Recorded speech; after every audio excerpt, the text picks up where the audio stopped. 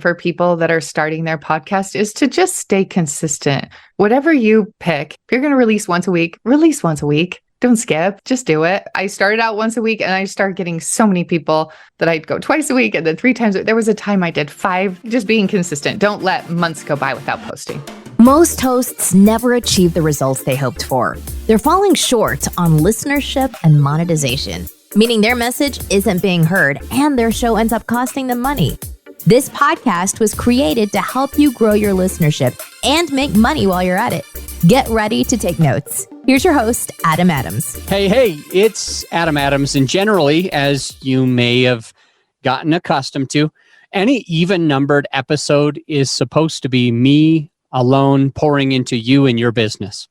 However, I did so many different interviews with so many really, really good people that on this episode today, even though this would typically just be me pouring into your business, me just sharing something short, like 5, 10, 20 minutes, where I poured into you and your podcast and growing your brand and really getting you in front of everybody. I'm going to do that today with an interview. So let's get right into it.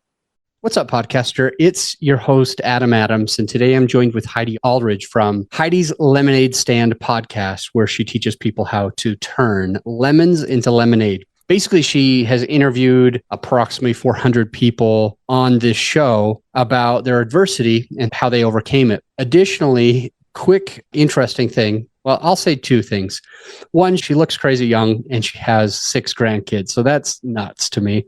But going into the podcast, she's been doing this actually since 1999. And you're like, wait, was there a podcast in 1999? No, she started out as a radio show and did that for a little while. And she brought it back around 2020.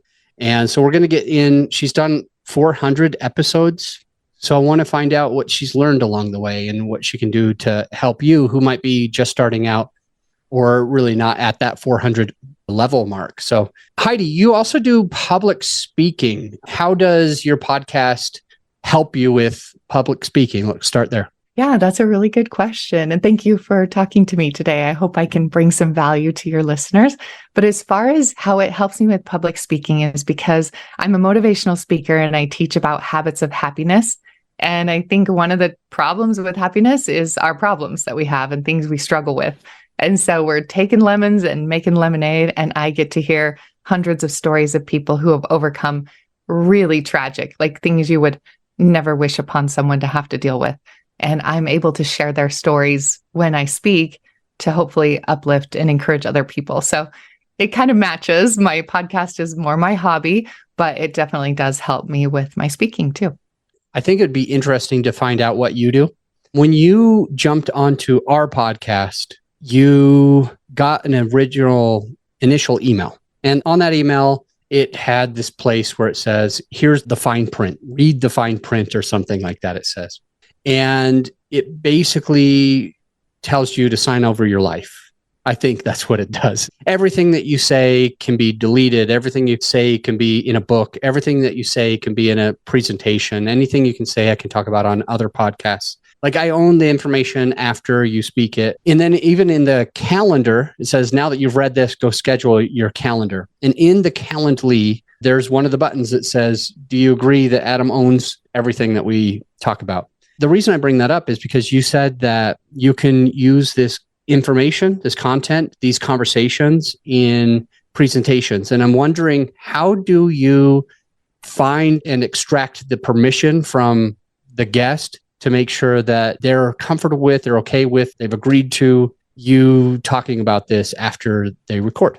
Right. That's a good question. I think it's just like what you said with the Calendly, you're giving permission and you're going on air to record permanently your information. They're also providing me a photo of themselves and they're agreeing to all that, through email, pretty much. I don't have a written contract, but it's just known, you're putting this out there and you're saying all this stuff and we're recording it and it's going to be used. But when I speak and I share their stories, I actually I give a highlight and I just say, hey, this person I interviewed, Kelly, and I tell her story like that. So I actually don't use people's last names specifically. I keep it more generic that way, but their photo is out there too. Okay. So they give permission for that. Heidi, how long have you been doing speaking? Like, Was this something that was already happening in 1999?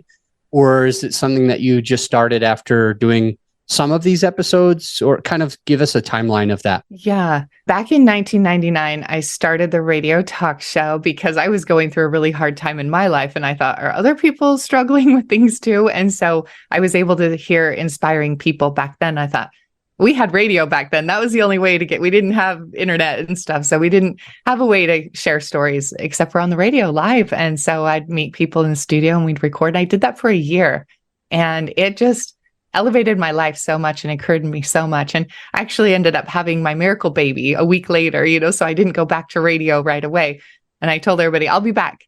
And then 20 years later, I was like, I think we need it again, but let's do it as a podcast. I don't have to go to the radio station and try to meet people there. It's just a lot easier to do it through Zoom and be able to do that. But in between 1999 and 2020, I became a motivational speaker around 2010, 2011, because I think I just kind of started forgetting all the things I learned in 1999. And I needed kind of that.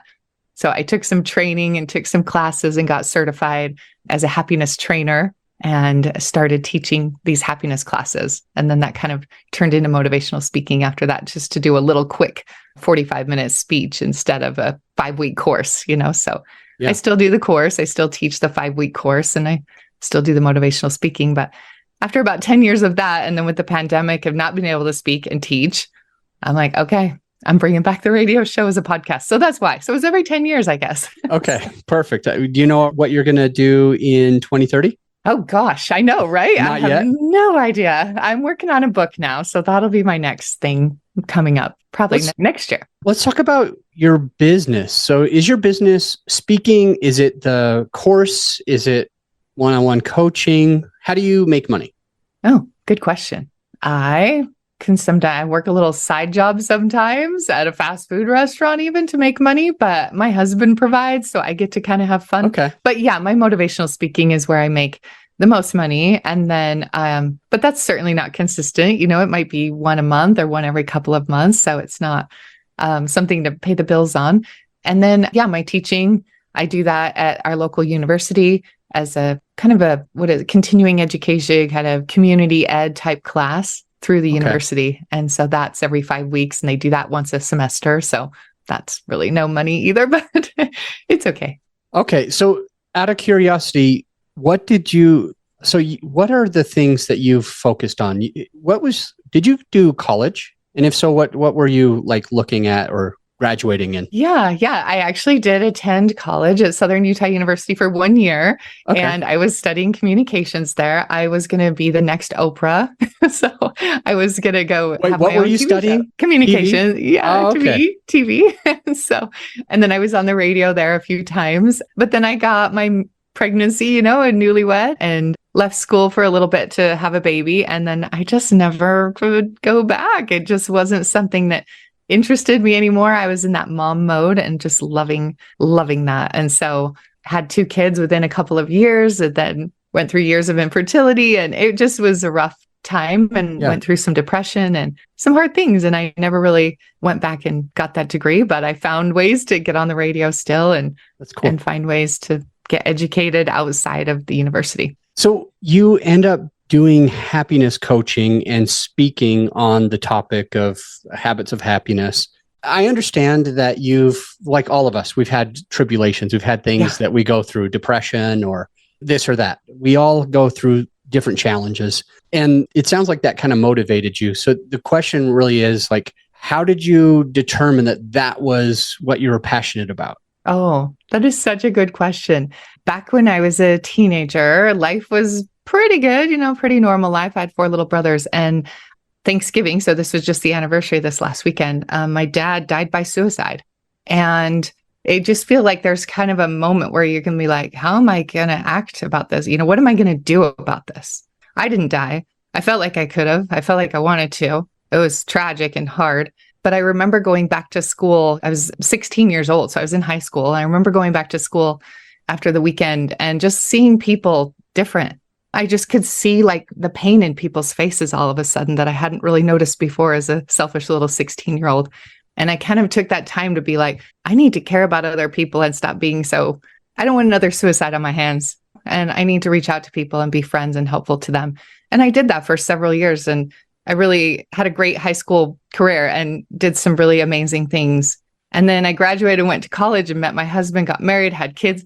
And I just spiraled into this depression and back into this selfish mode and poor me. And I remember one day I was exercising with my neighbor and she said, I can't be around you anymore. You're just too negative. We got to stop exercising together. I just can't stand it anymore. You're bringing me down. And I was like, wait, what? What? And I remember going home and telling my husband, he's like, yeah, well, I'm like, are you serious? I'm like, she said I was really negative and complaining. And he's like, well, I know, I'm not that person. And I'm like, I have to change. And that's when I started reading books and getting certified and getting education and started my radio talk show. And I just started getting like, I've got to bring positive. I heard about The Secret and I'm manifesting. And I'm like, I got to bring these things into my life. And I don't want to be that person anymore. I don't want to be that person nobody wants to be around. Like that was crushing to me. That was the worst time. And so I've spent 25 years trying to work on my own happiness. So what better to teach it? Yeah. It's somebody who's been there and done that. And you so passionate about it that you end up getting certified in that? Yeah. I want to ask you just real fast. I'm thinking that a listener is hearing you talk about, getting certified in, it sounds like coaching. And I'd like to get just more information on that, especially to the thought of if the listener is thinking about getting certified to be a coach or whatever they can do, either to make money or just because it's passion. What are kind of the steps? How did you go about it and what should we be thinking? Oh, that's a really good question too. This was back in 2010, so things were a little different then. I think it's way easier to find resources now. It was really hard back then, but I found a book that I loved. It was called Happy for No Reason, and it just changed my life reading that book. And I found out that the author was teaching certification to people. And so I was able to sign up and take her course. It was through online. And I was able to take this course and get certified through her program that she teaches, and she still does it. And it's incredible. And I highly recommend it because it really gets you got to do the stuff, you got to go through the steps. And so it was a really great way to just reset and think different and learn new ways of doing things. So I highly recommend people get certified in whatever they're interested in and don't stop there, keep learning, keep getting the books, keep going to the classes, I've taken Tony Robbins trainings now. I've taken Kirk Duncan's trainings now. So just keep finding things and keep learning. What is the certification specifically? It's just certified happiness trainer. So it just shows that you have taken the course and that you passed it and that you know what you're doing. And then you have courses of your own, right? Yes. How did you start those? Yeah, so that's something that I was able to take from her. She provides the course once you go through the training. She also provides all the material and the worksheets and the books and everything you need. But then I turned that into my own things, so I was able to take a lot of her material, which she totally says we can use. She's like, start out with just my stuff because that's fine. You're trained on it, you know it. So start out teaching my stuff. And then as you get your own way, you can do your own. And so now I have my own little workbook that I use when I teach, but it also has pages of her workbook in it as well. And I've just supplemented. I've made my own quiz, and different things taken from her quiz that she had done. So trainers are awesome. People that certify you, they provide you with all the things you need to get you started. And then as you've been doing it for a long time now, and you just kind of get your own way and your own things that you do. And I've made my own little workbook, and I don't sell any books. I don't advertise even my trainer. I don't, sell her stuff either. I just provide information for people and take them through this course, this 5 weeks, and I give them homework, which I've got to learn to change that word because nobody likes to do it. Something to do outside of class to come back and check mark each day. Yeah. Someone like me would be like, oh, it's not homework. Okay, I can do that. Yeah, exactly. I can't call it homework because people automatically are like, no, I'm not doing that. So like, something you can do during the week and come back and report on. That's what it is. And you get a lot of the content, it sounds like, by having conversations on your show. And in 1999, you had the radio show for about a year. Yeah. And then in 2010, you got certified. Yeah. And then was it around 2020 that you launched the podcast, you said? Yes. Yep. It was November 2020. How are you doing? Well, actually, I'm looking at it now, and it looks like you're doing Is it 3 episodes per week? Yeah, Okay. I do. And that's one thing I would give advice on for people that are starting their podcast is to just stay consistent. Whatever you pick, if you're going to release once a week, release once a week. Don't skip, just do it. I started out once a week and I started getting so many people that I'd go twice a week and then 3 times. There was a time I did five episodes a week because I just had 50 interviews in the queue that I'm like, it's going to be a year before these are out. So I just started doing 5 a week to get them out. So one summer, just blasting them out every single day. I really try to consistent to twice a week. And now with December, I'm going to release 3 a week again because I have so many in the queue again. So, but I think just being consistent, don't let months go by without posting. Like, have it something people can count on. And also advice I was given early on is to keep the time consistent too. Like, don't have a 50-minute interview and a 15-minute interview. Like, keep them all around within 10 minutes or so of the same time frame, because people will know what to expect. They'll be like, oh, the lemonade stand, I have time for this 20-minute interview, they don't have time for a 50-minute one right now. So they'll pick another podcast to listen to when they have more time. People schedule it they know to count on that time frame. I agree with you there, because there's sometimes that I've listened to a podcast and they're all supposed to be 5 minutes.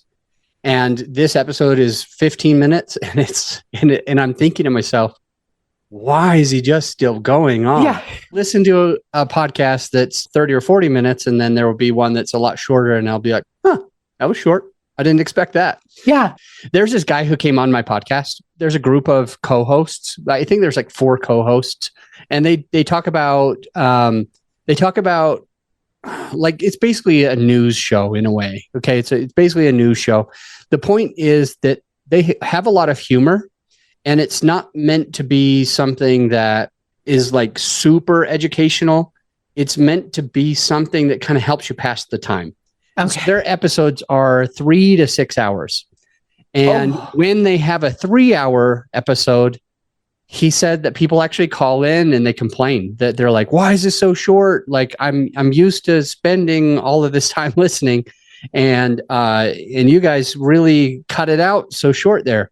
Well, they get 4 people, 5 people, 6 people to get together once a week, like on a Sunday night. And they get together at like 6 p.m. And so when they have 6-hour episodes, they're leaving at midnight. So he's like, we didn't realize it, but he's like, I got to try to keep them longer. Right. So it's kind of interesting. Keep whatever you start with. Yeah, for sure. I mean, if you're going to do an hour-long one, then do them hour-long. There's nothing wrong with the time frame. Just stick with the consistent time frame. Yeah. I'm curious what you think about this, because on my show, I try to do every other episode's a solo episode. So this one's an interview. Interviews are 20, 40, sometimes longer, but 20, 40, 50 minutes. And the solos are usually half that time. So like 10, 20 minutes. Yep. I'm curious, would you feel like that goes against what you have been taught, or do you think that it would work or not work? Yeah, I totally do the same thing, actually. Okay. So I think it works. I've heard other podcasters where they just do interview only, and then once in a while they'll do a little solo thing. And those are the ones I love. I'm always like, I get to hear just from them, their thoughts, their feelings. And I love that. And so I started actually a second podcast a long time ago, just doing quick, short solo episodes. And then finally I was like, wait a second, I'm just going to combine them. There's no reason to have 2 separate ones, because that's a lot of work to keep up on. And I was falling short. I wasn't being consistent. And so I've combined them now. And so to me, I just call it my 17-minute message, because I want it to be under 17 minutes. And so on the 17th of the month, I post a message that's under 17 minutes. And sometimes they're 10 minutes, but they're under 17 minutes. And it's just a quick solo episode.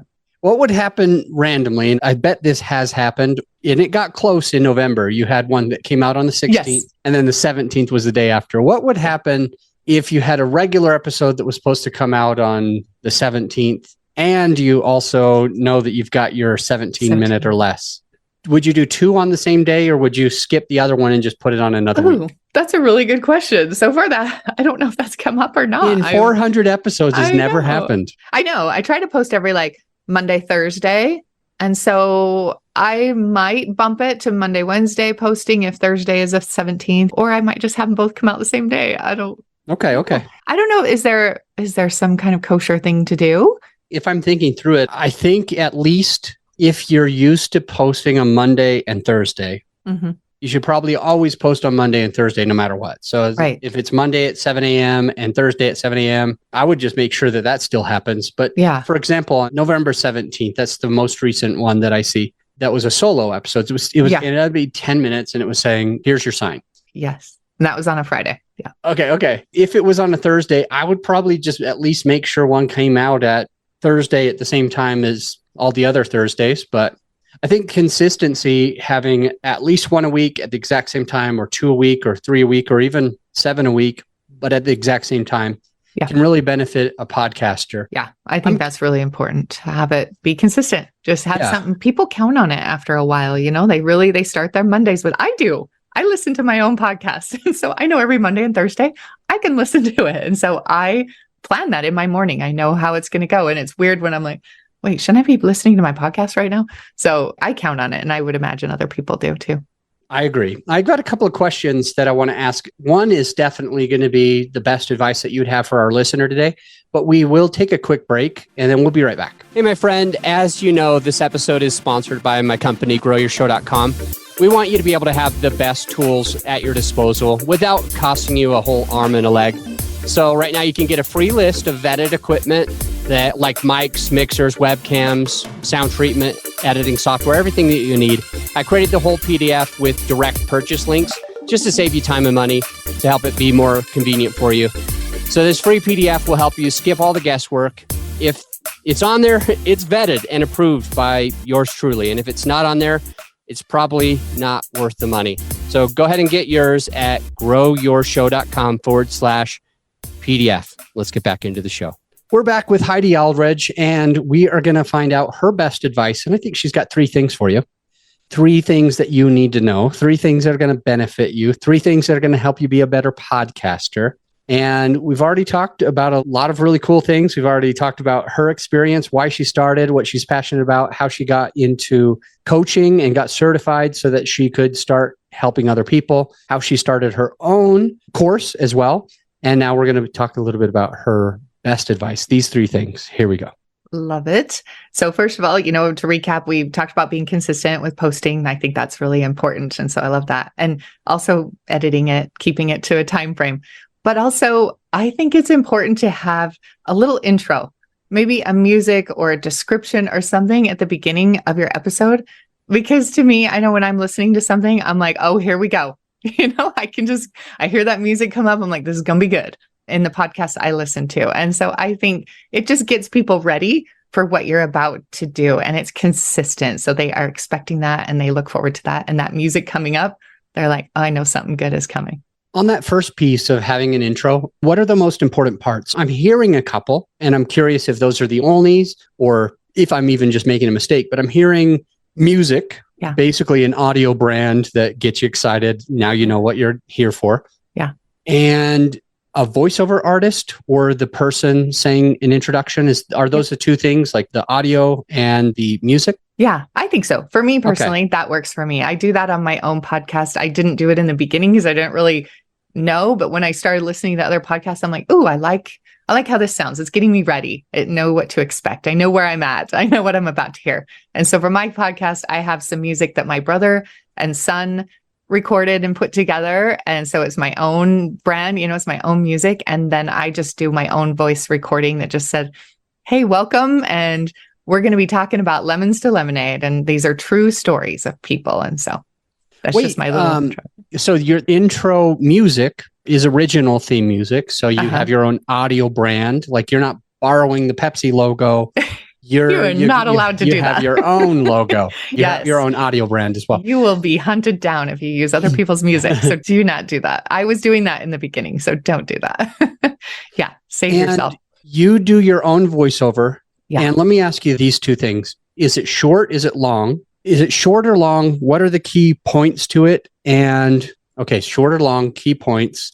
And there was another question. Why don't you start with those 2? And my own voice. Yeah. And to me, again, this is my personal preference. I think it's important to be in my voice. I have heard other podcasters where it's not, and it sounds cool too. You get this great announcer voice and then this female podcaster, and you're just like, oh, that's cool. Like, I like that. It's kind of getting ready for her to come on. So, but for me, I do it myself. I do my own music, my own voice, and it's just a little introduction. It's 18 seconds long. And the music kind of goes another 2 seconds. And so I start my podcast with a little bit of that music kind of still ending. So yeah. I know how to cue it up. I edit my own. That's the thing I love. I love to do that. I love to take out all the ands and ums, and people are not professional speakers and they just struggle.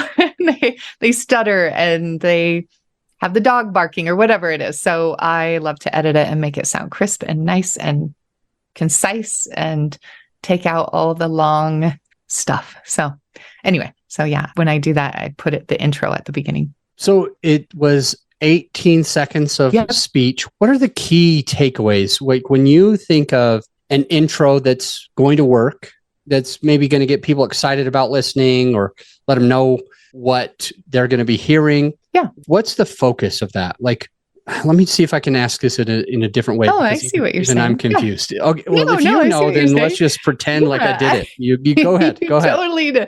I think the important things in an intro should be people know what they're about to hear, and I think it's important to hear the host's voice. That's great, but maybe not. Maybe it's a surprise when they start speaking who it really is.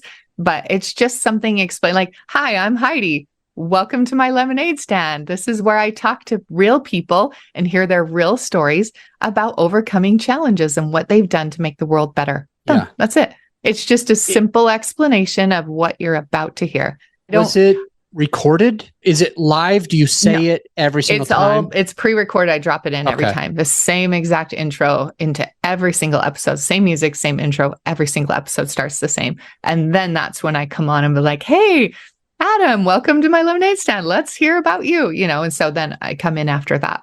But I've heard other people's podcasts and it's great. They'll use a segment of the show as their intro.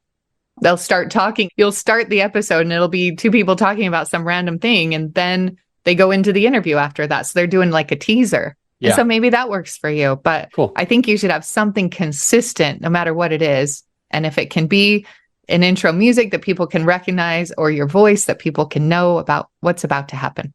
Just be consistent, whatever you decide. So the best advice that you're giving us 3 things. The first is to have an intro. Have an intro. And we talked about it being short, punchy, and for you, it is recorded, not live. Right. Second piece of advice that you had for us. I think that you should put in the podcast notes, and I, again, copy paste, same thing, is just about the lemonade stand or about Heidi at the end of the podcast notes, because somebody might come across one of your episodes, maybe episode 100, right? And they're just listening to it for the first time. They're gonna be like, who is this person? Where did this come from? How did this get started? What is this about? And so if you can just do it a little about explanation in every episode, and that way, no matter who finds it, whenever, wherever you're at, they can understand exactly who they're listening to and what your education is, what your background is, why you're doing this, whatever you can explain in the little tiny paragraph. Nothing fancy. It's one thing that's interesting is yesterday I was doing a coaching for one of my clients, Ron Phillips. And in that coaching, that same thing came up. He had close to the amount of episodes you do. I think he had like 300 and something. You're at the 400. I'll give you that for sure. But he had a lot. That's the point. And I jump in, I start listening to different podcasts. And one thing that I kept hearing him do is he's like, oh, I've already talked about that in a different episode, so I'm not going to worry about it now. He or his co-host or somebody on there might sometimes use an acronym, like a special knowledge thing, like we'll just call EBITDA. That means like the amount of money that you're netting, but it's like it takes all of these different pieces and it's a calculation, and it basically just means how much are you netting? What's your net operating income here? And they call it EBITDA. It's just a bunch of letters. And if the person listening is the real avatar, like the actual perfect avatar, most of the time they're kind of new. Most of the time they're kind of like just getting there. And so I remember saying, hey, no offense to him. I said, hey, no offense. Like you're saying some stuff in this episode, maybe it's 359. You're saying some stuff in this episode and you're making your listener feel left out because they might be, and many of them will listened to episode 359 for the first time ever. Yep. And exactly. so I loved how you were like, drop something, an explanation at the bottom of every episode, because somebody, I think, as you said, might be listening to your podcast for the first time on episode 100 or 200 or 500. And so I think that's really smart. Well, and I interview different people every time. So they're sharing it now with their people, right? So their people are going to hear that episode of their friend or their loved one. And then maybe it'll go to the next one, or maybe they'll be like, oh, they'll have no context. It could be the 350th one. So they're going to be like bouncing around and, oh, this one sounds interesting. Oh, I don't want to hear one about that. That's too triggering, skip. I mean, they're all different. And so we have to be careful not to continue on because people are coming in wherever they're at. So I think it's great to have that. And I love what you said about referring to past episodes. If you're going to do that, then say, hey, on episode 100, I explained about, and do that. I agree. Because you're leaving people hanging. And I even have my guests, like one was saying, well, I was diagnosed with MS, and they start going on about MS. And I just said, what's MS? Yeah. Because I love to listen like the first time when I'm with my guest. I don't want to know any information about them because I want to just listen as a listener and be like, I have a question. It doesn't make any sense. And most of us know what MS is, but maybe we don't. And podcasts are heard across the whole entire world. We don't realize, somebody in another country could hear this podcast. Maybe they don't call it MS there. Maybe they call it multiple sclerosis. I don't know, so let's I found say out what it is. I found out, Heidi, that because I'm learning Spanish. Oh. And a lot of the things, like, let's just say United States is States United in Spanish. So they just say it backwards. So maybe it would be SM. You never know. You have no idea. So don't say initials of stuff. I always have people, whenever they throw out initials of anything, I'm like, can you explain what that is? Or even a religious thing, if people are getting really religious and saying religious slang or religious words, I'm always like, what does that mean? Explain that. Say other words, that are more broad. And so we have to pretend in each episode as if the person is there for the first time. Just keep that in the back of your mind. Put it on the notes like, hey, introduce myself. That way they know who they're listening to and why they should care to listen to your podcast. Like, they'll be like, okay, this person is just some average Joe. I don't care. Or, wow, this person's really educated and has degrees or whatever. Let them know who they're listening to. And as part of that, you put an explanation or a bio about you, about your company, about the podcast. That's it. Down in the show notes. So and ways for people to get hold of you, because somebody could listen and be like, I want to share a story, or I have information about that. So put your email or put your address or something so people can reach out to you too. Yeah. So they don't have to try to leave a review and hope to get to you that way or something, or find your website, or make it hard for them. Like, put your website link, put your email link, put your about. And the last thing was something about outtakes. Yeah. What does that mean? This is just something fun I have done, because I don't know if you're like me, but like in a movie or something, and after the credits, when there's like a little teaser that, and you stay in the theater the whole time for that little 2-second thing at the end. I don't know. To me, that's kind of fun. And so I actually started doing that on my podcast kind of by accident, because one of the early episodes I record the whole time. From the time they say hello on Zoom until we hang up, I record the whole entire thing. And most of the nuggets and really cool little bits are kind of before the official interview or after. And there was one time when I interviewed someone, and then we were like, thank you so much. It was great. Have a good day. And then they're like, oh, there's this thing that happened, and they tell me this amazing little nugget of information. I'm like, people have got to hear this. But how do I edit it in? Like, it was super random. Like, it was, and I'm like, you know what? I'm just going to put it at the end, like at the movies where the credits have rolled and there's a little outtake. And so after my outro music, it'll be like, hey, you're still here? Well, then listen to this outtake from this interview. And it'll be a little nugget that they shared that fits in nowhere, but is such, and most of the good stuff is there. That's pretty cool. I hate to say it, but that's where all the good stuff is. So if you stay past the outro music, you'll hear some really great things. And I feel like that's a smart thing to do if we want people to listen all the way through episodes. The first time that they listen to one, they're probably not going to turn it off. If they get used to, I think this is good for the listener, who's also a podcaster, if they get used to you saying, all right, goodbye, all right, goodbye, all right, goodbye, all right, goodbye, then they shut down. But if they get used to this, hey, here's the best part, And then they're going to start listening all the way through. And so you're probably getting some type of algorithm triggered in the podcast playing platforms where it shows that people listen all the way through your episode when they might shut down a minute or two early on somebody else's episode. It has a long outro and nothing different, nothing funny, nothing, no outtakes. So, because there's a lot of crazy things that happens when you're still rolling. It's fun. Just keep the recording going. It costs you nothing. It's no different. And you'll get some funny little things sometimes. I may end up starting that. That's a cool thing. So the three things are having an intro with music and voiceover, whether you're the one doing it or not. The second one was making sure that you're talking to your listener at ground one, even on episode 100, including in the show notes, having an explanation of what's going on with the podcast. And the third was that you start recording before the episode actually normally starts, and you keep it recording after the episode starts. And then you share one or two of those funny parts, interesting parts, valuable parts as outtakes, and keep people coming back just like they do at the end of most of the Disney and Pixar movies, right? There you go.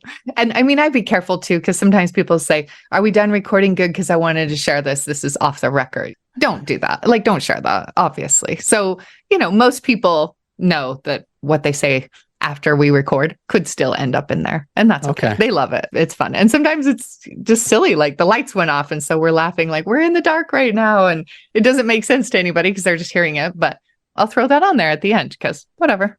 So, I want to be human too. I want to be relatable. I don't want to sound so perfect that people are like, that's what I do too. I'm mostly always so perfect that I really have to try really hard, really lighten up a little bit. Yeah. Yeah. And be human. Yeah. And just real be quick fun. For the listener, make sure that you check down in the show notes. You'll see Heidi's bio. So you get a little bit to know more about her. Any social that she wanted to share, the social media handles will be down there as well. And the link to her podcast, Heidi's Lemonade Stand, down in the show notes. And finally, if you want to connect with her about happiness or having her speak about happiness, that is down in the show notes. Her website, her link, the ways to contact her, scroll down and connect with Heidi from Heidi's Lemonade Stand. I'll see you on the next episode. Oh, hey, because 3 of my clients came to me recently looking to find a way to have their podcast make them money instead of cost them money. We put together a resource for some of our clients, and I want to give it to you as well. It's something that did actually seem to help because one of them is now making $2,600 a month. Another one's $4,500 a month. And the third is making between $5,000 and $10,000 each month. And so it's been a resource that's been incredibly valuable to them. It's our sponsor sheet template. It's a template of a sponsor sheet, and it gives you something that you can hand to potential sponsors and hopefully also be making $2,600, $4,500, or between $5,000 and $10,000 regularly each month with your podcast. So this has been a contributing factor to helping all 3 of those clients turn their podcast into an additional income stream for them. And the way that you can find it is just going to our website, growyourshow.com, but put in /templates, growyourshow.com/templates. And then you can actually download that template and others that could be valuable to your podcasting experience. I'll see you on the next episode.